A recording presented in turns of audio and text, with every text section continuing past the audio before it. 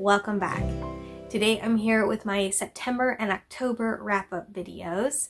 And apologies, I sound a little bit sick because I'm getting over a week-long flu, but today is like the first day in a week that I feel human, so I'm celebrating by filming this video. Anyway, moving on, because I actually read quite a bit in the last couple months. In September, I read 8 books with a total of 2,759 pages. 2 of these books I actually did a wrap-up of already in my last video, so you can check that out if you would like to. But those were Mabon, which is one of the Llewellyn Sabbath Essential books I've been talking about quite a bit lately. And the second was Murder on the Rockport Limited, which is the second Adventure Zone graphic novel. Then moving on to the other 6 books that I read in September. First, I have The King's Curse by Philippa Gregory, which is the final book in her Cousin's War series. However, this series does also just kind of bleed right into her Tudor Court series, so this is kind of a transition point into that series. This book follows Margaret Pole, who is a cousin of Elizabeth of York, who was the protagonist of the previous book, The White Princess. And this book takes us into Henry VIII's reign, who is Henry Tudor. So yeah, we're entering the Tudor era. Margaret as a character I found to be almost a similar type of character as Anne Neville from The Kingmaker's Daughter, which was 2 books back, in that I didn't really find her very interesting or likable as a character, but I really enjoyed the story and the history that was going on around her and that she was kind of swept up in. So I still found the general story to be interesting, even if I didn't really vibe with Margaret herself. I feel like she could have been a much more likable character, but there was a lot of slut shaming coming from Margaret, and it just kept going, and I just could not. So that just made me like her less and less, and not nearly as much, but there was also some fat shaming with Henry, just like needless comments, and I don't know, it felt kind of gross, so I didn't really care for that. But those bits aside, the story itself was really interesting. I found the ending to be a little bit odd, but reading the author's notes afterwards actually made it sit much better with me, and it actually made me kind of look back at the book in total in a better light.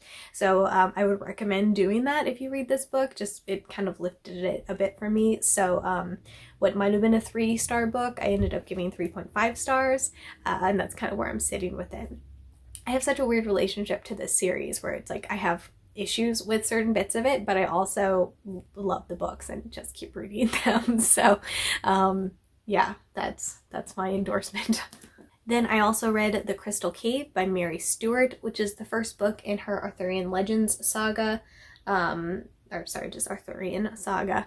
But this book does take place during the time of Arthurian legend, and we're specifically following the story of Merlin. This book hit a lot of my check boxes. I know that it is just completely overdone in fantasy, and especially with a white male character, but I really like a coming of age story, and I really like it when that person is like discovering their magic and their powers and stuff, and that is happening in this book. So we are following Merlin from the time he is a small child. He knows he's different, but he's really starting to like learn what that means. He's developing his magic and stuff, and he starts to get interwoven into a lot of the politics of the time, and so it's just been really interesting, and like I said, it checks a lot of my sort of comfort read boxes with that. It also has a first-person point of view, which I personally really enjoy. So yeah, I gave this one 5 stars on Goodreads. I think it's more like a 4.5. It's not quite at that 5-star mark for me, but it was still really, really enjoyable. But again, that's probably because it's hitting so many of my personal check boxes.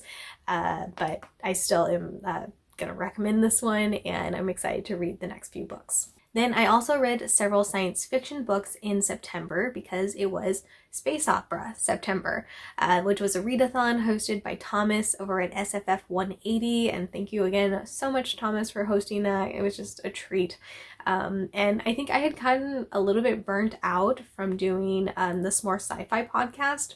It was a great podcast, great experience, but it was just like I hit like too much sci-fi, and so I stepped back from it for a few months, and this was a really great way for me to just dive back in, and I had so much fun with it. So first off, I have The Collapsing Empire by John Scalzi, and this is one I'm a little embarrassed because I got this the moment it came out. I love John Scalzi, so when I saw this was coming out, it sounded really cool. I just like the release day, I went to Powell's and I bought it, and fast forward, it's been like 4 years or something. It's been like 3.5 years.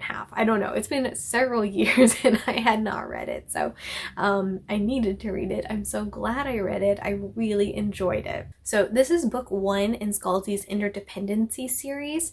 There's currently 2 books out. The third one might actually be out now. If not, it was on its way soon. But I'm not sure if it's going to be a trilogy or if it's going to be a longer series. But as always, Scalzi really delivered his fun, modern approach to sci-fi with this one. The world itself, in some ways, actually reminded me of Becky Chambers' Wayfarer series, which I love that series. It's one of my favorite sci-fi series. So that just kind of made me drawn to it. And I think Scalzi's style of writing, there's some similarities, I think, between Scalzi and Becky Chambers, in that they're just very like modern, almost like internet speak, you know, like they have that kind of vibe to them. I think there's a better way of describing it somewhere, but I'm gonna blame it on this post-flu brain. I really like that vibe. In this series, there are several different planets, and there is not faster than light travel, but there's this thing called the flow that allows them to travel faster than light to get to these other planets. And the flow itself reminded me of the way that they travel in Becky Chambers' series, and so that also kind of tied them together.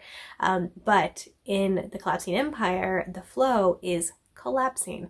So there are several different points of view, there's several different storylines that all kind of converge together around this.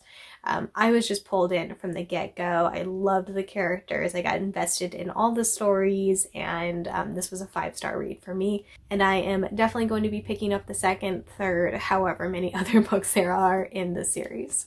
And speaking of Becky Chambers, she recently released a novella, which I also read in September, called To Be Taught If Fortunate. This is the first book that she has published, I think, since the Wayfarer series. So both Jess and I were just stoked, like pre-order immediately, and it delivered. This novella follows a group of space explorers who are on a deep space mission. It's the sort where they're going into stasis and traveling for many years, but they only age a little bit, and then they're able to go and visit all these different planets and then come back. So their whole mission is going to take like 90 years, but for them it'll be like 10 or something. But on the mission, you're really getting like slice of life moments, which she also did in that Wayfarer series, and which I just adore. The different characters were just all so perfect, and their relationship together. She does such a great job of writing just inclusivity and exploring all these different relationships, and in this world that's there's just no judgment, and it's just this beautiful thing, and I love it. Like, she gets me right in my feels every time I read anything that she's written, and I hope she writes a million more books because I want them all. So as you might have guessed, this was a 5-star read for me as well. Then Jess and I did a buddy read on Ancillary Sword by Ann Leckie, and this is the sequel to Ancillary Justice. This is a really cool series. I will say that the first book I thought was a little bit harder of a read. You're like jumping between different timelines, and you're jumping between different like consciousness, different like points of view and stuff. So it gets a little bit jumbled at times, and I had a little bit more difficulty following along, whereas the sequel is a lot more linear. We're staying in the same timeline and we're looking really through this one person's perspective. So this one was more of a page turner for me. I got through it a lot faster, and I didn't have to go back and like reread the same page to make sure I fully understood what just happened. So I did actually appreciate that. The protagonist of this series is also just really interesting. I won't say too much to spoil parts of the first book, but one thing that I really enjoy is that they pretty much see the world like gender does not compute for them. I don't know if it necessarily they would identify as agender, but that's kind of how they see the world, where it's like they understand that it's a concept and a construct that many other humans identify with, but it's just not something that naturally makes sense to them. So they actually just call everyone in the book she. And I actually really enjoy that. It's not something you see very often. Kind of reminds me of Left Hand of Darkness by Ursula K. Le Guin. But yeah, it's a cool component to this book. And beyond that, this book just has a cool storyline. There's a lot of political things going on. There's like a murder mystery. Yeah, like a lot of cool stuff was going on in this book, and I really enjoyed it. So I gave it 5 stars. And the final book I read in September was An Unkindness of Ghosts by Rivers Salmon. This book deals with so many things, and I really enjoyed reading it. I think this is the sort of book that I would like to reread at least once, so that I'm able to really get the most out of it.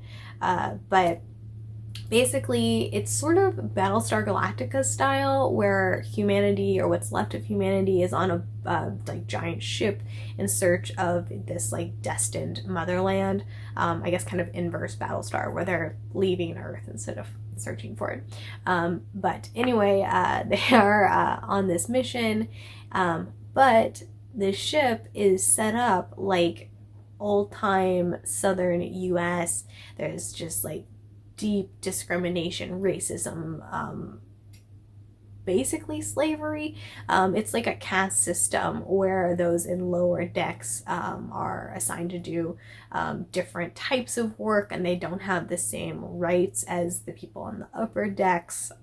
So you get it. And then of course everyone on those lower decks is black. So like it's not super subtle about that. But besides just dealing with race and systemic racism, this book also deals with gender diversity and neurodiversity and trauma and mental illness and queer identities. And then on top of that, there's also a murder mystery going on. There's so much going on. This book is definitely not what I would call a fluffy read by any means. There's a lot of heavy issues, but there are also some really beautiful moments in there, and I actually wanted to just read a quote, which I don't do too often, but I just really enjoyed this. So this is between 2 of the main characters. "You are an anomaly of a man," she said.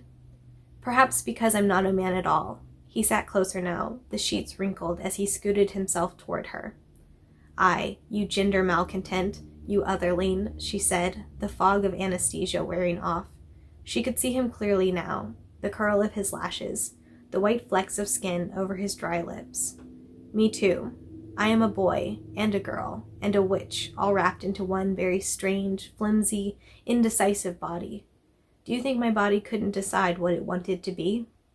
"I think it doesn't matter, because we get to decide what our bodies are or are not," he answered. Aster sat up, and Theo helped her prop 2 pillows beneath her head. "Is that so? Then I am magic. I say it, therefore it is true," she said. "It is true. You are a very rare magic, Aster. Don't you know that?" I just think that's such a lovely moment and a lovely passage, so I wanted to share, but I ended up giving this book 4 stars.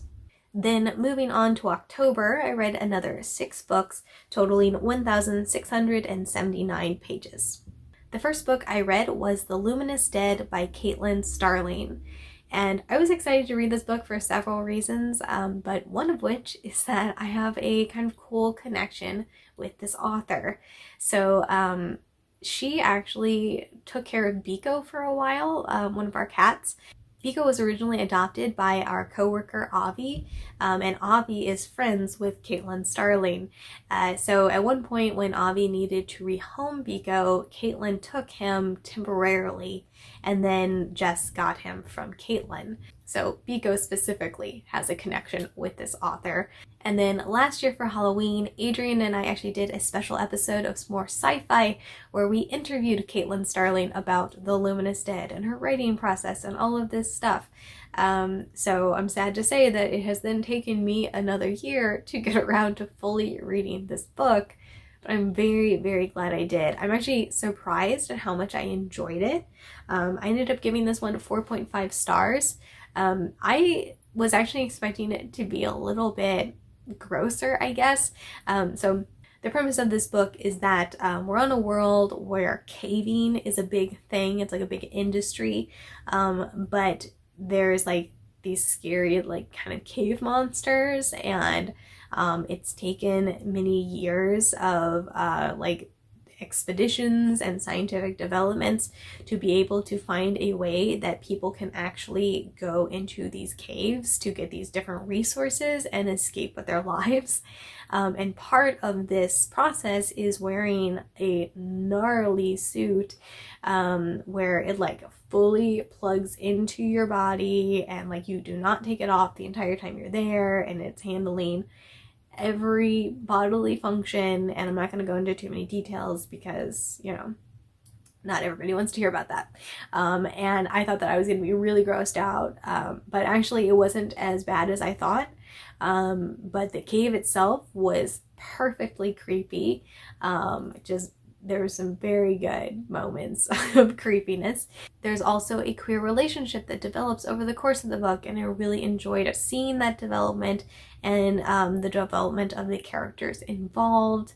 Overall, this book was rough on the feels, it was scary, and it was also genuinely fun.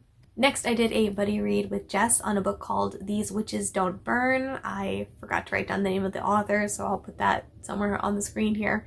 But I really enjoyed this book. This is a queer YA story. It's an urban paranormal book dealing with witches and magic and all that fun stuff. It takes place in Salem, Massachusetts, so there's also witchy vibes just from that. But I really enjoyed this one. There's not a ton of character development with the main characters, but there were some really great slice of life moments that I loved in that sort of setting. And I felt like the mystery, there's a mystery going on that is sort of the plot of the book. And I felt like that was just a really good, solid, fun mystery. And when I find a mystery like that in a book, it just gives me such joy. I just find it's such a fun time to read it and to like try to decide who done it. And since I was doing a buddy read on this one with Jess, we were having little discussions as we went along about our different theories on who was doing what and who was involved in this thing over here versus that thing over there. And it was just, it's fun. It was just really fun. So I ended up giving this book 4.5 stars as well, and I highly recommend it. Next, I read a book that was a bit of an odd one. It's called The Halloween Tree, and it's by Ray Bradbury, which I was really excited when I realized that Ray Bradbury had a Halloween book.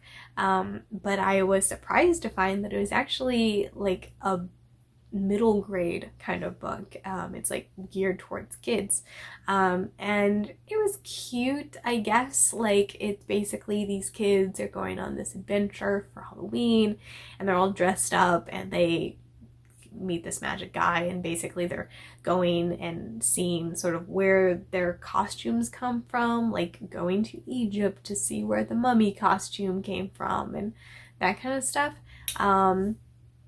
So it's like, it was okay. I don't know. It was a little bit weird to me. I gave it 3 stars. It just didn't have the normal Bradbury charm and just like poetic verse that he works into science fiction that I love so much. So not my favorite Bradbury, but I guess it was fun for October and Halloween and all that. Then I also read Joe Walton's latest book, Lint. This book had an especially slow start. I felt like the first 100 pages or so were just a little bit of a slog, and it just took me a long time to get through those 100 pages. And I might have honestly DNF'd it if it wasn't Jo Walton, because it's just like I knew I was gonna like this book. I love Jo Walton. I've loved everything that I've read by her, and I just had hope, so I kept going. And I'm really glad I did, because right around that 100-page mark, it just everything changed. And honestly, looking back, I feel like we needed all of that 100 pages for the rest of the book. So if you pick this one up and you're also having a hard time with it, I would recommend pushing through, because it was so worth it. This book is all from the point of view of a monk, Girolamo. I probably am not pronouncing that right, but I'm not going to say any more than that about this character, because it will be a huge spoiler.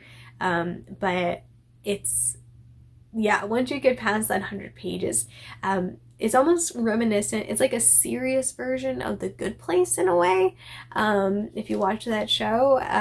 But yeah, it just, it really took a cool turn. This book also just was a hit with me personally, because it's from that same era, and pulling in some of the history from the Philippa Gregory books that I've been reading. And it also pulled in a lot of the elements and even characters from Jo Walton's The Just City and her Thessaly series. So that was really fun, because that's one of my favorite trilogies. So yeah, there are many elements in this that I really enjoyed. Like I said, that first chunk is just difficult, and I ended up taking a star off for that, so I gave this one 4 stars.